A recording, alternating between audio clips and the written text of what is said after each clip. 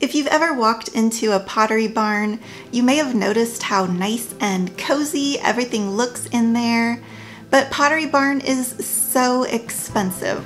What if you could decorate your house just like Pottery Barn and still stick to your budget? That's my mission for this Pottery Barn guest bedroom makeover series. Today is episode 2 of my Pottery Barn bedroom makeover, and I want to share how my Pottery Barn inspired guest room is coming along and show you some of my awesome Amazon finds. This bedroom makeover was originally going to be a 2-part series, but now there will be 3 episodes because unfortunately one of the girls in our group had a health issue, so we're postponing our big reveals until next Wednesday. If you remember from episode 1, this bedroom is really sad right now. We recently moved from Texas to Colorado, and you know how it goes whenever you move. It just takes a while to get all those rooms done. In episode 1, I went into exactly what gives every photo from Pottery Barn's catalogs that particular aesthetic that we want to copy. They have that timeless and elegant style down to a science, and I think I broke their code.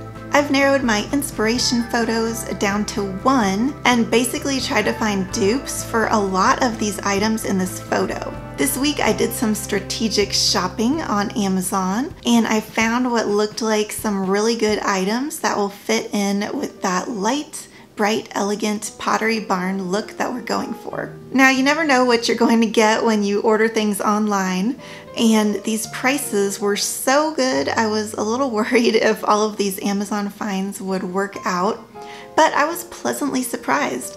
Let me show you what I got.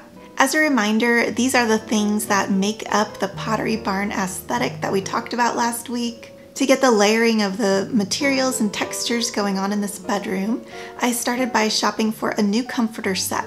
The one I have now was from Target, and I love the gray color and the little fabric gatherings, but some of those gathered areas have started to come apart, and there really isn't an easy way to fix that I know of. I found this bed in a bag for $59. It came with a comforter, 2 shams, a sheet set, and bed skirt. It's really soft, almost like a lightweight brushed cotton, and it has a seersucker texture on it. I think the white bedding will definitely brighten up this whole room in the basement. Another find for the bed is this faux fur blanket, which looked similar to the one in the inspiration photo. The packaging was really nice, and I like the variety of light and dark spotting in the brown faux fur. The fur adds another layer of texture and dimension to this bed, and it makes it really inviting. This blanket was only $17, and the quality feels really nice for the price. I was planning on making a headboard from scratch, but I thought I would look on Amazon first and was really shocked at the prices. I found this one for $83. And I calculated that had I made my own, it would have cost right around the same amount. And then, of course, you need that pillow overload for any room to look like it came right out of a Pottery Barn catalog. I'm planning on using a lot of pillows that I already have, but wanted one that was long and had a boho vibe to it, like the one in the inspiration photo here. I ordered this but didn't realize it was only a pillowcase, so I will have to give it some filling and see how it looks with the rest of my pillows. I ordered these nightstands, and I think the wood will pick up the brown from the blanket, and then the black metal will tie in nicely with the picture frames that we will be doing above the headboard. We'll see how building those nightstands go. Hopefully there isn't an IKEA moment waiting inside of those boxes. You guys know what I mean. Check out these lamps. They came with these really cool light bulbs, and you just touch the base to turn them on and off, and it dims them automatically with just a little touch. Sometimes less is more, and these simple lamps are going to look really chic on those nightstands.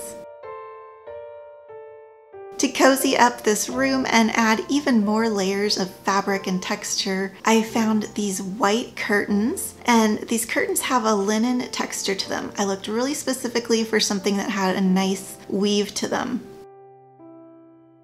I like a really bulky looking curtain rod because instead of just being there to hold the curtains up, it makes a statement all on its own. I've been wanting a fiddle fig leaf tree for a while.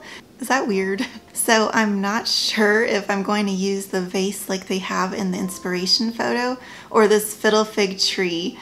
I thought a little bit of greenery might give the room some life. I had to fluff the leaves up a bit to give it a fuller look, kind of like you have to do with a fake Christmas tree. But after I finished, I was really happy with the look.